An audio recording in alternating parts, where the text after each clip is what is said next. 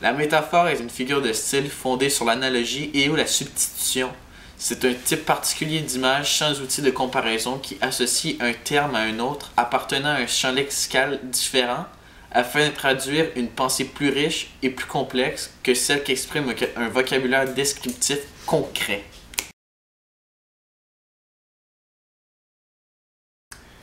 L'ironie désigne un décalage entre le discours et la réalité, d'habitude entre deux réalités ou plus. Généralement, en deux perspectives, qui produit de l'inconvénient ou une sorte de malaise. L'ironie recouvre un ensemble de phénomènes distincts dont les principaux sont l'ironie verbale et l'ironie situationnelle.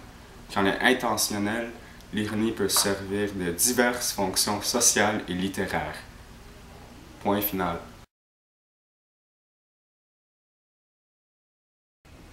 Voici quelques exemples de métaphores. Un exemple qu'on pourrait utiliser pour métaphore, c'est « Mon enfant s'est déroulé sans aucun nuage ».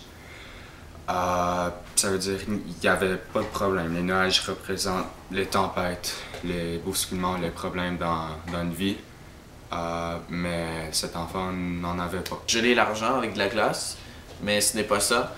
Le sens de cette métaphore signifie qu'ils ont bloqué, ils ont arrêté les salaires pour X raisons.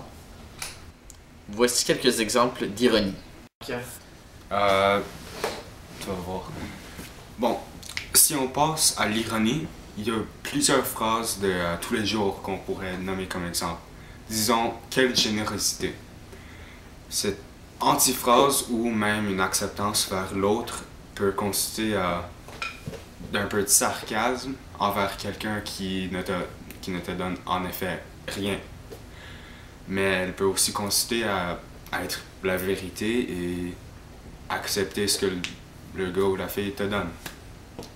Maintenant, on passe à Phil. Un autre exemple d'ironie serait de dire félicitations à quelqu'un qui a fait une bêtise ou une erreur, comme pour lui reprocher de sa bêtise.